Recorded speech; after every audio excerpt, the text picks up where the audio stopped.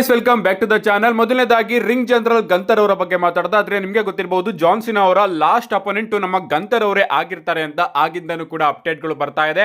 And ಈಗ ನಮ್ಮ Gunther ಅವರು ಕೂಡ ಜಾನ್ ಸಿನಾ ಅವರ ದ ಲಾಸ್ಟ್ ಟೈಮ್ ಇಸ್ ನಾವು ಟೂರ್ನಮೆಂಟ್ ನ ಭಾಗ ಆಗಿದ್ದಾರೆ.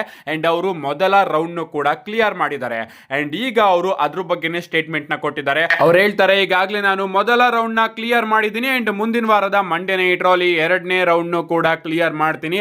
ಅಂಡ್ ಏನೇ ಆಗ್ಲಿ ಎಲ್ಲರಿಗೂ ಕೂಡ ಗೊತ್ತಿರ್ತಕ್ಕಂತಹ ವಿಚಾರನೇ, ನಾನೇ ಲಾಸ್ಟ್ ಟೈಮ್ ಆಗಿರ್ತೀನಿ, the last time is me ಅಂತ ನಮ್ಮ ಗಂತರ್ ಅವರು ಒಂದು ಸ್ಟೇಟ್ಮೆಂಟ್ ನ ಕೊಟ್ಟಿದ್ದಾರೆ. ಸೊ ಗಂತರ್ ಅವರ ಪ್ರಕಾರ ಅವರು ಫಿಕ್ಸ್ ಆಗಿದ್ದಾರೆ, ನಾನೇ ಜಾನ್ ಸೀನಾ ಅವ್ರನ್ನ ಫೇಸ್ ಮಾಡೋದಕ್ಕೆ ಹೋಗ್ತೀನಿ ಡಿಸೆಂಬರ್ 13ನೇ ತಾರೀಕಿನ ಸಾಟರ್ಡೆ ನೈಟ್ ಮೈನ್ ಇವೆಂಟ್ ಅಲ್ಲಿ ಅಂತ.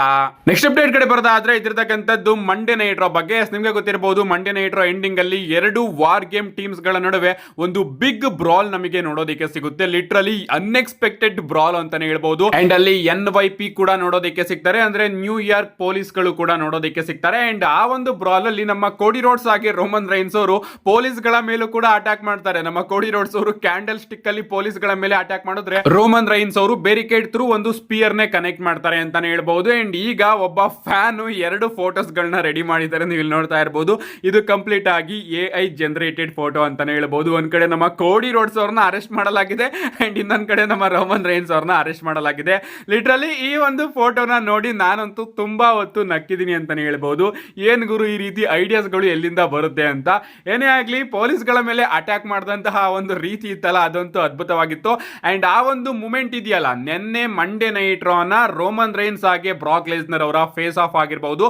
Complete Monday night Raw main event ನ ಆ ಒಂದು ಸೆಗ್ಮೆಂಟ್ ನ ತುಣುಕುಗಳಿಂದ WWE ಗೆ 32 ಗಂಟೆಗಳಲ್ಲಿ 69 ಮಿಲಿಯನ್ ವ್ಯೂಸ್ ಬಂದಿದೆ across all social media platform.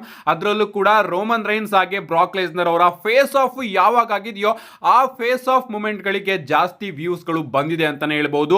ಇದರಿಂದ ನಮ್ಮ ಟ್ರಿಪಲ್ ಎಚ್ ಅವರಿಗೆ ಟ್ರಿಗರ್ ಅಂತೂ ಆಗಿದೆ. ರೋಮನ್ ರೈನ್ಸ್ ಹಾಗೆ ಬ್ರಾಕ್ ಲೆಸ್ನರ್ ಅವರು WWE ಯ ಚಿನ್ನದ ಗಣಿ, ನಾವ್ ಇದನ್ನ ಎಷ್ಟು ಬೇಕಾದ್ರೂ ಅಗದ್ರು ಕೂಡ ಚಿನ್ನ ಬರ್ತಾನೆ ಇರುತ್ತೆ ಅಂತ. ಅಂಡ್ ಅದಕ್ಕೋಸ್ಕರ ಅವರು ಟೀಸ್ ಕೂಡ ಮಾಡಿದ್ದಾರೆ. ಅಂಡ್ ಆದಷ್ಟು ಬೇಗ ನಮಗೆ ಇವರ ನಡುವೆ ಇನ್ನ ಒಂದು ಮ್ಯಾಚ್ ನೋಡೋದಕ್ಕೆ ಸಿಗುತ್ತೆ. ಲಿಟ್ರಲಿ 2015ರಿಂದ ನಡೀತಾ ಇದೆ ಈ ಒಂದು ರೈವಲ್ರಿ ಅಂಡ್ ಈಗಲೂ ಕೂಡ ಕಂಟಿನ್ಯೂ ಆಗ್ತಾನೆ ಹೋಗ್ತಾ ಇದೆ. ನಮ್ಮ ನೆಕ್ಸ್ಟ್ ಅಪ್ಡೇಟ್ ಕಡೆ ಬರೋದಾದ್ರೆ ಇದಿರ್ತಕ್ಕಂಥದ್ದು ಜಾನ್ ಸಿನಾ ಅವರ ಬಗ್ಗೆ. ಮಂಡೇ ನೈಟ್ ರೋ ಮುಗಿದ್ಮೇಲೆ ರಾ ರೀಕ್ಯಾಪ್ ಅಲ್ಲಿ ನಮಗೆ ಜಾನ್ ಸಿನಾ ಅವರ ಎಂಟ್ರಿ ನೋಡೋದಕ್ಕೆ ಸಿಗುತ್ತೆ. ಅಂಡ್ ಅಲ್ಲಿ ಅವರು ಬಹಳಷ್ಟು ವಿಚಾರಗಳ ಬಗ್ಗೆ ಮಾತಾಡ್ತಾರೆ. ಅಂಡ್ ಅವರು ಇನ್ನ ಒಂದು ವಿಚಾರನ ಕ್ಲಿಯರ್ ಆಗಿ ಹೇಳ್ತಾರೆ.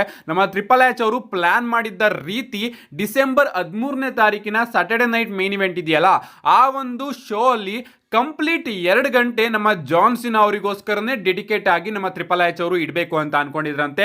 ಅಂದ್ರೆ Saturday night main event complete ಆಗಿ ಜಾನ್ ಸಿನಾ ಅವರ ಬಗ್ಗೆನೇ ಇರೋದಂತೆ. ಸೂಪರ್ ಸ್ಟಾರ್ಸ್ ಗಳು ಬಂದು ಜಾನ್ ಸಿನಾ ಅವರ ಬಗ್ಗೆ ಮಾತಾಡೋದಾಗಿರ್ಬಹುದು, ಜಾನ್ ಸಿನಾ ಅವರ ರೀತಿ ಆಕ್ಟ್ ಮಾಡೋದಾಗಿರ್ಬಹುದು, ಆ ರೀತಿ ಕಂಪ್ಲೀಟ್ ಆ ಒಂದು ಸಾಟರ್ಡೆ ನೈಟ್ ಮೇನ್ ಇವೆಂಟ್ ನ ಜಾನ್ ಸಿನಾ ಅವ್ರಿಗೋಸ್ಕರನೇ ಡೆಡಿಕೇಟ್ ಮಾಡಬೇಕು ಅಂತ ನಮ್ಮ ಟ್ರಿಪಲ್ ಎಚ್ ಅವರು ಪ್ಲಾನ್ ಮಾಡಿ ಇಟ್ಕೊಂಡಿದ್ರಂತೆ.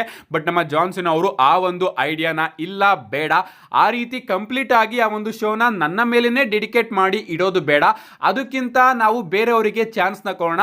ಅಂಡ್ ಅದಕ್ಕೋಸ್ಕರ ಆ ಒಂದು ಶೋ ಅಲ್ಲಿ NXT ಸೂಪರ್ ಸ್ಟಾರ್ಸ್ ಗಳನ್ನ ಮೈನ್ ರಾಸ್ಟರ್ ಸೂಪರ್ ಸ್ಟಾರ್ಸ್ ಗಳ ಜೊತೆ ಅವರಿಗೆ ಒಂದು ಅವಕಾಶ ಕೊಡೋಣ. So NXT versus main raster ಅನ್ನೋ ಒಂದು ಕಾನ್ಸೆಪ್ಟ್ ಮಾಡೋಣ ಅಂತ ನಾನೇ ಟ್ರಿಪಲ್ ಎಚ್ ಅವರಿಗೆ ಹೇಳಿದ್ದು ಅಂತ ನಮ್ಮ ಜಾನ್ ಸಿನಾ ಅವರು ತಿಳಿಸ್ತಾ ಇದ್ದಾರೆ. ಸೊ ಆ ಒಂದು ಸಾಟರ್ಡೆ ನೈಟ್ ಮೈನ್ ಇವೆಂಟ್ ಅಲ್ಲಿ ನಮಗೆ ಕೆಲವೊಂದಷ್ಟು ಬೇರೆ ಬೇರೆ ಮ್ಯಾಚಸ್ ಗಳು ಕೂಡ ನೋಡೋದಕ್ಕೆ ಸಿಗುತ್ತೆ. ಅಂಡ್ ಆ ಬೇರೆ ಬೇರೆ ಮ್ಯಾಚಸ್ ಗಳಲ್ಲಿ NXT ಸೂಪರ್ ಸ್ಟಾರ್ಸ್ ಗಳು ಮೈನ್ ಇವೆಂಟ್ ಸೂಪರ್ ಸ್ಟಾರ್ಸ್ ಗಳನ್ನ ಫೇಸ್ ಮಾಡ್ತಾರೆ. ಬಟ್ ಒರಿಜಿನಲ್ ಆಗಿ ನಮ್ಮ ಟ್ರಿಪಲ್ ಎಚ್ ಅವರ ಪ್ಲಾನ್ ಇದ್ದಿದ್ದೇನಪ್ಪಾ ಅಂದ್ರೆ, ಆ ಕಂಪ್ಲೀಟ್ ಶೋನ 2 ಗಂಟೆಯ ಶೋನ ನಮ್ಮ ಜಾನ್ ಸಿನಾ ಅವ್ರಿಗೋಸ್ಕರನೇ ಡೆಡಿಕೇಟ್ ಮಾಡ್ತಾ ಇದ್ರಂತೆ. ಅಂದ್ರೆ ಸೂಪರ್ ಸ್ಟಾರ್ಸ್ ಗಳು ಬಂದು ಜಾನ್ ಸಿನಾ ಅವರ ಪ್ರೋಮೋಸ್ ಗಳಾಗಿರ್ಬಹುದು ಅದನ್ನೆಲ್ಲದನ್ನು ಕೂಡ ರೀಕ್ರಿಯೇಟ್ ಮಾಡೋದಾಗಿರ್ಬಹುದು, ಜಾನ್ ಸಿನಾ ಅವರ ಬಗ್ಗೆ ಎಮೋಷನಲ್ ಸ್ಪೀಚಸ್ ಗಳನ್ನ ಕೊಡೋದಾಗಿರ್ಬಹುದು, ಆ ರೀತಿ ಶೋನ ನಮ್ಮ ಟ್ರಿಪಲ್ ಎಚ್ ಅವರು ಪ್ಲಾನ್ ಮಾಡ್ತಾ ಇದ್ರಂತೆ. ಬಟ್ ಅದನ್ನ ನಮ್ಮ ಜಾನ್ ಸಿನಾ ಅವರು ರೆಫ್ಯೂಸ್ ಮಾಡಿ ಈ ಒಂದು ಹೊಸ ಪ್ಲಾನ್ ನ ತಗೊಂಡ್ ಬಂದ್ರಂತೆ. ಏನೇ ಆಗ್ಲಿ ಗೈಸ್, ಜಾನ್ ಸಿನಾ ಅವರಿಗೆ ಕಂಪ್ಲೀಟ್ ಆಗಿ ಡೆಡಿಕೇಟೆಡ್ ಆಗಿ ಆ ಒಂದು ಶೋ ಖಂಡಿತವಾಗ್ಲೂ ಕೂಡ ಇರುತ್ತೆ.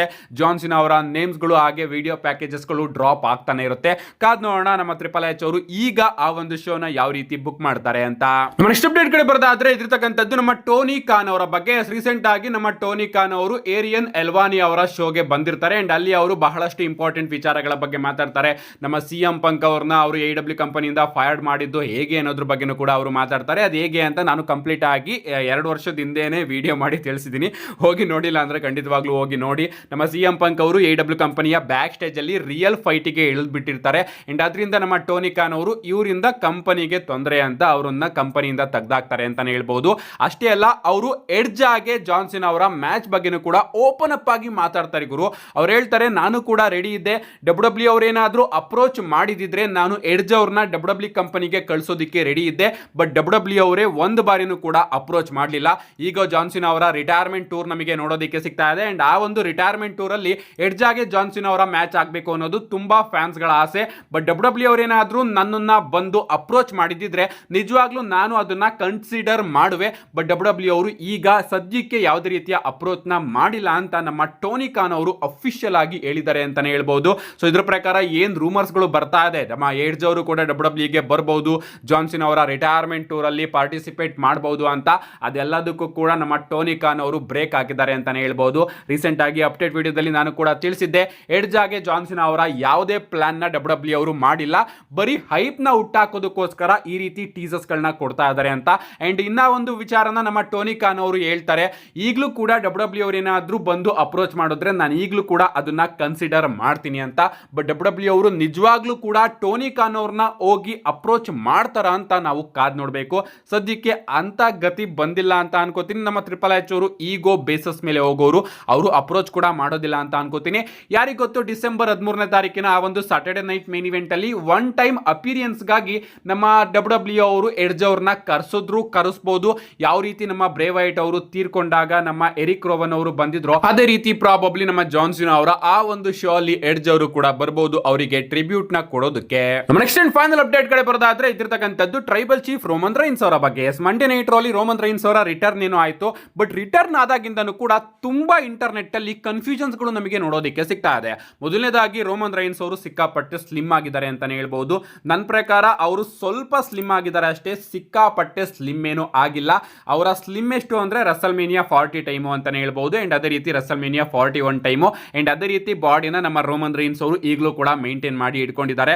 ಬಟ್ ಅವರು ಹಾಕಿರ್ತಕ್ಕಂತಹ ಆ ಒಂದು ಶರ್ಟು ಹಾಗೆ ಪ್ಯಾಂಟ್ ಇಂದ ಅವರು ಅಷ್ಟೊಂದು ಸ್ಲಿಮ್ ಆಗಿ ನಮಗೆ ನೋಡೋದಕ್ಕೆ ಸಿಗ್ತಾ ಇದ್ದಾರೆ. ಅಂಡ್ ಇನ್ನ ಕೆಲವೊಂದಷ್ಟು ಫ್ಯಾನ್ಸ್ ಗಳು ಕನ್ಸರ್ನ್ ಆಗಿರೋದೇನಪ್ಪಾ ಅಂದ್ರೆ ರೋಮನ್ ರೈನ್ಸ್ ಅವರಿಗೆ ಇಂಜುರಿ ಆಗಿದೆಯಾ ಅಂತ. ಯಾಕಂದ್ರೆ ರೋಮನ್ ರೈನ್ಸ್ ಅವರು ತಾನು ಹಾಕ್ಸಿರ್ತಕ್ಕಂತಹ ಟ್ಯಾಟೂ ಆ್ಯಂಡಿಗೆ ಫುಲ್ ಸ್ಲೀವ್ಸ್ ನ ಹಾಕೊಂಡು ಬಂದಿರ್ತಾರೆ. ಅಂಡ್ ಎಲ್ಬೋ ಸೈಡ್ ಅಲ್ಲಿ ಒಂದು ಪ್ಯಾಡ್ ಕೂಡ ನಮಗೆ ನೋಡೋದಕ್ಕೆ ಸಿಗ್ತಾ ಇರುತ್ತೆ. ಅಂಡ್ ಅದರಿಂದ ಕನ್ಸರ್ನ್ ಆಗ್ತಾ ಇದ್ದಾರೆ, ರೋಮನ್ ರೈನ್ಸ್ ಅವರಿಗೆ ಏನಾದ್ರೂ ಇಂಜುರಿ ಆಗಿದ್ಯಾ ಅಂತ. ಗೈಸ್, ಏನಾದ್ರೂ ಸೀರಿಯಸ್ ಇಂಜುರಿ ಆಗಿದ್ದಿದ್ರೆ ರೋಮನ್ ರೈನ್ಸ್ ಅವ್ರನ್ನ WWE ಅವರು ಸರ್ವೈವರ್ ಸೀರೀಸ್ ವಾರ್ ಗೇಮ್ ಗೆ ಬುಕ್ಕೇ ಮಾಡ್ತಾ ಇರಲಿಲ್ಲ. ಏನಾದ್ರೂ ಮೈನರ್ ಇಂಜುರಿ ಆಗಿ ಕೂಡ ಅವರು ನಾವು ರಿಸ್ಕ್ ತಗೊಳ್ಳೋದಕ್ಕೆ ಇಷ್ಟ ಇಲ್ಲ, ರೋಮನ್ ರೈನ್ಸ್ ಅವರು ಸರ್ವೈವರ್ ಸೀರೀಸ್ ಅಷ್ಟೊತ್ತಿಗೆ ರೆಡಿ ಆಗ್ತಾರೆ, ಬಟ್ ರಿಸ್ಕ್ ತಗೊಳ್ಳೋದಕ್ಕೆ ಇಷ್ಟ ಇಲ್ಲ ಅಂದಿದ್ರು ಕೂಡ WWE ಅವರು ರೋಮನ್ ರೈನ್ಸ್ ಡೈರೆಕ್ಟ್ ಆಗಿ ಸರ್ವೈವರ್ ಸೀರೀಸ್ ವಾರ್ ಗೇಮ್ ಅಲ್ಲೇನೆ ರಿಟರ್ನ್ ಮಾಡಿಸೋರು. ಬಟ್ ರೋಮನ್ ರೈನ್ಸ್ ಅವರು ಮಂಡೇ ನೈಟ್ ರಾ ಅಲ್ಲೇನೆ ರಿಟರ್ನ್ ಆಗಿದ್ದಾರೆ. ಸೊ ಇದ್ರ ಪ್ರಕಾರ ಯಾವುದೇ ರೀತಿಯ ಇಂಜುರಿ ಆಗಿಲ್ಲ ಅಂತ ಅನ್ಕೋತೀನಿ. ಟ್ರೈನಿಂಗ್ ಮಾಡಬೇಕಾದ್ರೆ ಏನೋ ಸ್ವಲ್ಪ ಚಿಕ್ಕದಾಗಿ ಗಾಯ ರೀತಿ ಅಥವಾ ಉಳುಕಿನ ರೀತಿ ಆಗಿರಬಹುದು, ಅದಕ್ಕೋಸ್ಕರ ರೋಮನ್ ರೈನ್ಸ್ ಅವರು ಆ ರೀತಿ ಹಾಕೊಂಡು ಬಂದಿದ್ದಾರೆ. ಬಟ್ ಏನಾದ್ರೂ ಚಿಕ್ಕದಾಗೂ ಕೂಡ ಇಂಜುರಿ ಆಗಿದ್ದಿದ್ರೆ WWE ಅವರು ರಿಸ್ಕ್ ನ 100% ತಗೋತಾ ಇರಲಿಲ್ಲ. ಯಾಕಂದ್ರೆ ಈ ಬಾರಿ ಅವರು ಬಿಗ್ಗೆಸ್ಟ್ ವಾರ್ ಗೇಮ್ ನ ಪ್ಲಾನ್ ಮಾಡ್ತಾ ಇದ್ದಾರೆ. ಸೊ ರೋಮನ್ ರೈನ್ಸ್ ಅವರ ಇಂಜುರಿನ ರಿಸ್ಕ್ ಗೆ ಹಾಕೋದಕ್ಕೆ ಅವರು 100% ಒಪ್ತಾ ಇರಲಿಲ್ಲ. ಐ ಥಿಂಕ್ ಬ್ಯಾಕ್ ಸ್ಟೇಜ್ ಅಲ್ಲಿ ಅಥವಾ ಟ್ರೈನಿಂಗ್ ನ ಮಾಡಬೇಕಾದ್ರೆ ಚಿಕ್ಕದಾಗಿ ಎಲ್ಲೋ ಏಟ್ ಆಗಿದೆ ಅಂತ ಅನ್ಕೋತೀನಿ. ಭಯ ಪಡಬೇಕಾದಂತಹ ವಿಚಾರ ಏನಿಲ್ಲ. ಅಂಡ್ ಅದರಲ್ಲೂ ರೀಸೆಂಟ್ ಆಗಿ ರೂಮರ್ಸ್ ಗಳು ಬಂದಿತ್ತಲ್ಲಪ್ಪ, ರೋಮನ್ ರೈನ್ಸ್ ಅವರು ತೀರ್ಕೊಂಡ್ರು ಅಂತ. ಯಪ್ಪ, ಎಂತ ಬೇವರ್ಸಿಗಳು ಗುರು ಆ ರೀತಿ ರೂಮರ್ಸ್ ನ ಎಬ್ರಿಸೋರು. ಅಂಡ್ ಅದನ್ನ ನಾನು ಕ್ಲಿಯರ್ ಮಾಡಿದೆ. ಅಂಡ್ ಈಗ ರೋಮನ್ ರೈನ್ಸ್ ಅವ್ರನ್ನ ನೋಡಿ ಎಲ್ಲರಿಗೂ ಕೂಡ ಗೊತ್ತಾಗಿದೆ, ಕನ್ಫರ್ಮ್ ಆಗಿದೆ ರೋಮನ್ ರೈನ್ಸ್ ಅವರು ಬದುಕಿದ್ದಾರೆ ಅಂತ. ಏನಾಗ್ಲಿ ಗೈಸ್, ರೋಮನ್ ರೈನ್ಸ್ ಅವರಿಗೆ ಯಾವುದೇ ರೀತಿಯ ಇಂಜುರಿ ಆಗಿಲ್ಲ ಅನ್ನೋದನ್ನ ಕ್ಲಿಯರ್ ಆಗಿ ನಿಮಗೆ ಹೇಳ್ತಾ, see you guys in my next video.